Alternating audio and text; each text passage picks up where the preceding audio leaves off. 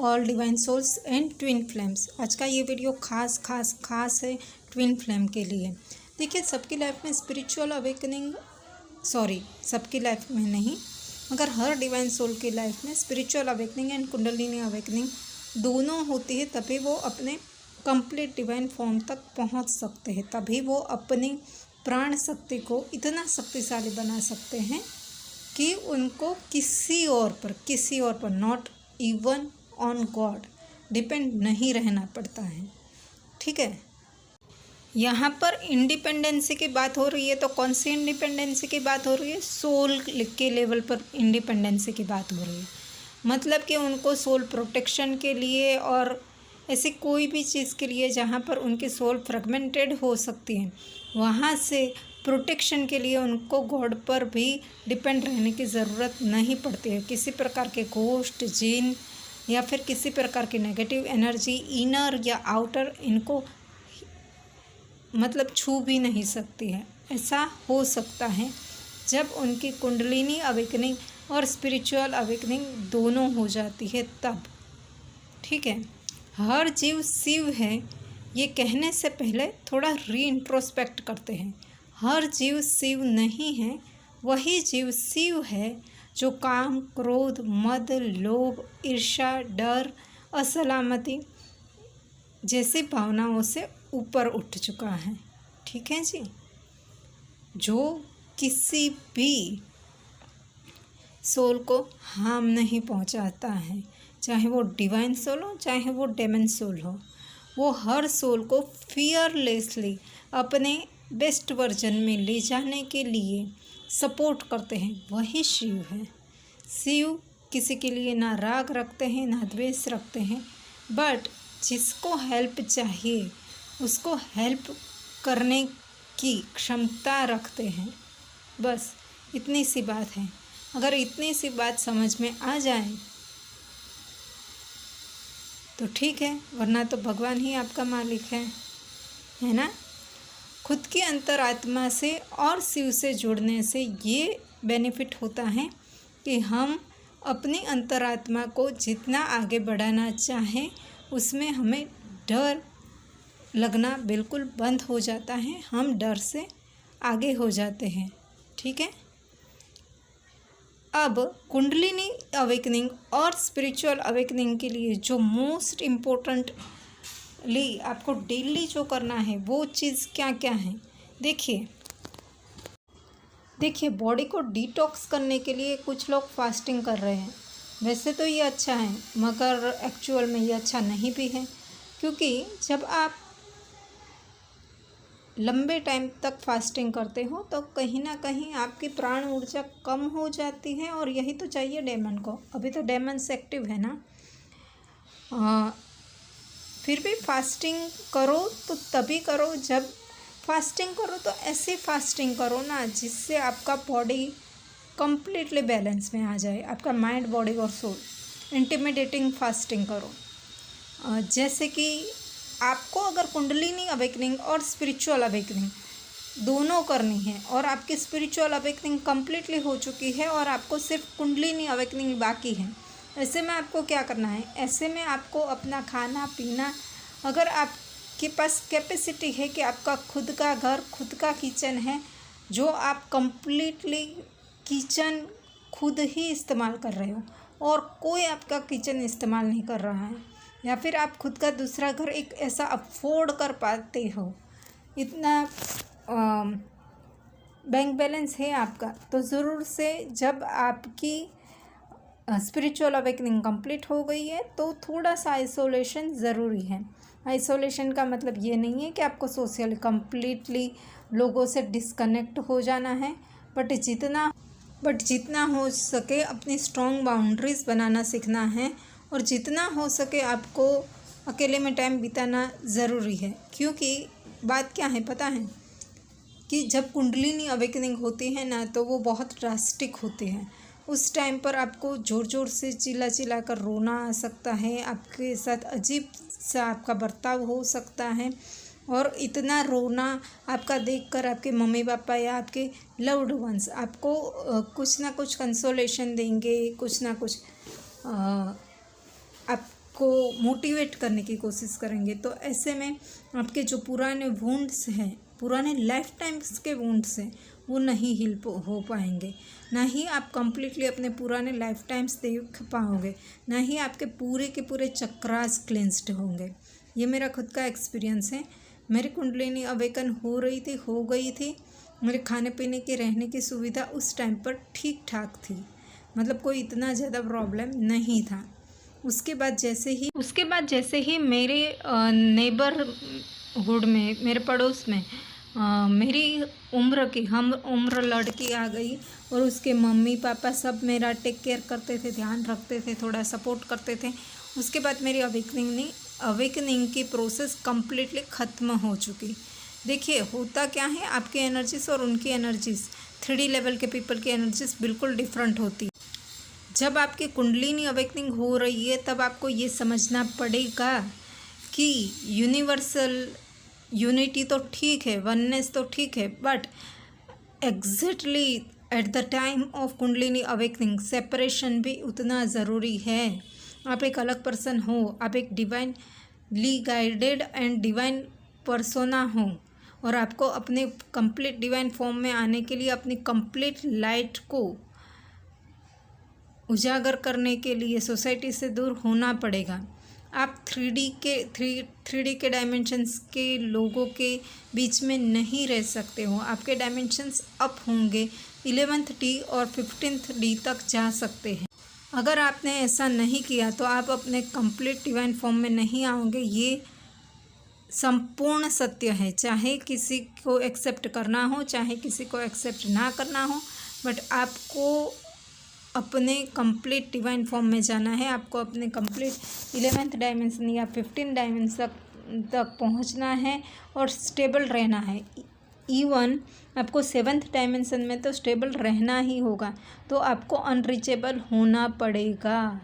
ठीक है जी, आप सोसाइटी में आ जा सकते हो, मगर अपनी सील्ड लेने के बाद, अपनी लाइट लैंग्वेज के द्वारा या फिर दुर्गा कवच के द्वारा, 10 महाविद्या कवच के द्वारा सील्ड लेने के बाद ही आप रिलेटिव्स के बीच आओ, ये अच्छा रहेगा। ठीक है, ये कोई इतना दुखदाई नहीं है। जिसको ये पेनफुल लगता है तो आप डिवाइन सोल की कैटेगरी में नहीं आते हो। देखिए, भगवान श्री कृष्ण खुद ही 9th डायमेंशन तक ही जा सकते हैं, क्योंकि उनके ऊपर कुछ रिस्पॉन्सिबिलिटीज़ हैं, उनको इस वर्ल्ड को भी संभालना है। मगर बाकी की जो डिवाइन सोल है वो असेंड कर सकती है। ठीक है, तो आप थोड़ा सा ऐसी जगह पर कर ले सकते हैं जहाँ पर कोई लोगों का आना जाना ना हो, और होम डिलीवरी हर चीज़ की हो जाती हो, खाने पीने के सामान की। पर उसमें बहुत ज़्यादा स्पेंड मत कर देना, है ना। पैसों की जितनी कदर करेंगे उतना ही पैसे हमारी कदर करेंगे, चाहे आप कितने भी अरबपति हो। ठीक है, क्योंकि मैंने पैसों की कदर नहीं की और इसीलिए आज मैं कुछ ना कुछ हद तक भुगत रही हूँ। मैं चाहती हूँ कि ऐसी गलती और कोई ना करे।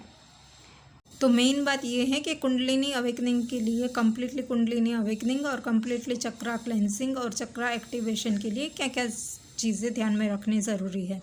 completely kundalini awakening, completely chakra cleansing and completely alignment के लिए, एनलाइटनमेंट के लिए आपको ज़रूरी है कि आप अपना खान पान ध्यान सब आप खुद से रखें। आपके किचन में कोई और एंट्री नहीं करना है। आपको अपने खाने पीने का बहुत हेल्दी तरीके से ध्यान रखना है। आपको बहुत ज़्यादा फास्टिंग नहीं करनी है। आपको 12 घंटे या 14 घंटे या 15 घंटे से ज़्यादा फास्टिंग नहीं करनी है। आपको हमेशा लिक्विड या पानी लेते रहना है। अभी इसकी पूरी डाइट होती है कि सुबह भूखे पेट आपको चाइनीज़ जो ककड़ी होती है, सलाद की स्पेशल ककड़ी, उसके ऊपर थोड़ा सा फास्टिंग वाला सोल्ट, ओके, फास्टिंग का जो सोल्ट आता है, उपवास के लिए जो यूज़ किया जाता है वो नमक और ब्लैक पेपर, है ना, ब्लैक पेपर को हिंदी में मरी कहते हैं, तीखी कहते हैं। अच्छा सा उसका पाउडर थोड़ा सा छिड़कना है स्लाइटली, जितना हो और आपको वो ककुम्बर का सलाद खाना ही खाना है सुबह। आधी ककुम्बर या जितनी भी आप ले सके, उसके अंदर एक ड्रॉप नींबू का डालना है, ज़्यादा नहीं, दालचीनी एक या आधा ड्रॉप नींबू का डालना है, ठीक है। उसके बाद आप ये अपनी दिनचर्या स्टार्ट कर सकते हैं। थोड़ी देर के बाद आधे ब्लैक पेपर ज़्यादा आप ग्रीन टी ले सकते हैं, या आप नॉर्मल टी किया हुआ पीना चाहें तो नॉर्मल टी के साथ कुछ नाश्ता कर सकते हैं, पर वो नाश्ता बिल्कुल तला भुना नहीं होना चाहिए। वो नाश्ता ऐसा होना चाहिए जैसे रोटी हो गई ताज़ी बनाई हुई, जैसे चिल्ले हो गए, है ना, ऐसा ही नाश्ता होना चाहिए। ओट्स हो गए, है ना, हल्का फुल्का सा नाश्ता, पोहा हो गए, बट आपने खुद के हाथ से हर चीज़ बनानी है, ठीक है। तो ऐसा नॉर्मल नाश्ता आप कर सकते हो। आप खाखरा खा सकते हो, या फिर ब्राउन ब्रेड के साथ चाय ले सकते हो। उसके बाद आपको 11 या 11:30 बजे दोपहर के 3, 4, 5 रोटी, 11 से लेकर 2 बजे के बीच में आपको 4 से 5 रोटी खानी है, और उसके साथ आपको 2 या 3 टाइप की दाल मिक्स की हुई, तूर की दाल थोड़ी सी ज़्यादा होगी, उसके अंदर लौकी भी ऐड कर देनी है बॉईल करते टाइम कुकर में, जब आप प्रेशर कुकर में विसल लगाओ। तो ये दाल या रोटी के साथ, दाल 2 कटोरी, है ना, और उसके साथ 4-5 रोटी के साथ आप दही या बटर मिल्क, छाछ, जो भी आपको अच्छा लगे वो थोड़ा सा ले सकते हो। टोमेटो का सलाद भी चाहे तो ले सकते हो, टोमेटो कैबेज का सलाद भी ले सकते हो। उसके बाद 2 बजे से लेकर 4 बजे के बीच, 2 बजे से लेकर 4 बजे के बीच में, 2 बजे से लेकर 4 बजे के बीच में आपको किसी भी फ्रूट के ऊपर black pepper and fasting salt छिड़क के खा सकते हो अगर भूख लगती है तो। वो आप अपनी इंट्यूशन के अनुसार ही करना, ठीक है। कुंडलिनी अवेकनिंग कोई खाने का खेल नहीं है, ये बात ध्यान में रखना। उसके बाद शाम के 6 या 7 बजे के बीच में आपको करना है खिचड़ी, ठीक है, तड़का लगाई हुई खिचड़ी कुकर के अंदर, ठीक है। उस खिचड़ी के अंदर आप सिर्फ़ और सिर्फ मूंग की दाल यूज़ करेंगे, और बाकी आपको कोई भी वेजिटेबल्स डालने हैं। थोड़ा बहुत अगर आपको पोटैटोज़ खाने की आदत है तो थोड़ा सा, आधा सा पोटैटोज़ डाल सकते हैं, लौकी थोड़ी सी डाल सकते हैं, जो भी आपको अच्छा लगे वो वेजिटेबल्स डाल सकते हैं, ठीक है। उसके साथ खिचड़ी के साथ दही खाना है, और उसके बाद रात को सोते टाइम आपको 9 बजे 1 आध या 2 केले और उसके साथ थोड़ा सा दूध पीना है। ये ज़रूरी है, ये मस्ट ज़रूरी है। और रात को 9 बजे से लेकर सुबह के 9 बजे तक हो सके तो आपको नहीं कुछ खाना है, ठीक है। या रात के 9 बजे से लेकर सुबह के 7 बजे तक आपको कुछ भी नहीं खाना है। 9 बजे के बाद आप घर में ही वॉकिंग कर सकते हो या बाहर वॉकिंग करने जा सकते हो, मगर किसी से इंटरेक्ट नहीं करना है, ठीक है। अब आपको एनर्जी एक्सचेंज नहीं करना है, ये बात का ध्यान रखना है। अब आती है बात कि आपको ये हर रोज़ यही खाना रिपीट करना है तो नहीं। आप एक दिन सुबह ओट्स बना सकते हो, एक दिन पोहा बना सकते हो, इस तरीके से हेल्दी चीज़ें कर सकते हो। शाम को एक दिन, हफ्ते में 3 दिन खिचड़ी ही बनानी है, और बाकी के दिन जैसे ट्यूसडे को खिचड़ी नहीं खा सकते, सैटरडे को खिचड़ी नहीं खा सकते, संडे को खिचड़ी नहीं खा सकते हैं तो मत बनाइए, है ना।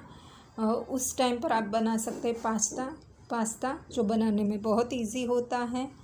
फिर उपमा बना सकते हैं। ज़्यादा हेवी डाइट मत बनाना, कभी पुलाव बना लेना, ऐसे चेंज करके बना लेना। फणसी का ज़्यादा यूज़ करो, ग्रीन मटर का ज़्यादा यूज़ करो अगर सीजनल है तो, कैबेज का थोड़ा ज़्यादा यूज़ करो, है ना। तो इस तरीके से हफ्ते में एक दिन आपको मखाना को घी में भुनने के बाद 1 कप दूध के साथ लेना है। तो एक दिन तो ये फिक्स ही है कि मखाना के साथ दूध लेना है, ठीक है। तो आपका डाइट एकदम इजी हो जाएगा। सुबह के डाइट में आप कुछ सुबह सुबह आप एक दिन ककड़ी ले सकते हो, एक दिन नारियल पानी ले सकते हो, एक दिन टोमेटोस और ककुम्बर का सलाद ले सकते हो। ऐसे आप थोड़ा थोड़ा चेंज कर सकते हो। जितना हो सके आपको ये ध्यान रखना है कि आपने एक मील ले लिया, उसके बाद बीच में बार बार खाते नहीं रहना है। जैसे एक मील ले लिया, उसके बाद उसको आधे घंटे 1 घंटे के लिए कुछ भी ऐसे कुछ चख लिया, वैसे नहीं करना है। 1-1.5 घंटे तक, जब तक आपको सच में भूख नहीं लगती है तब तक और कुछ नहीं खाना है, ठीक है जी। और आपको अपनी डाइट के लिए ही पूरा टाइम देना पड़ेगा।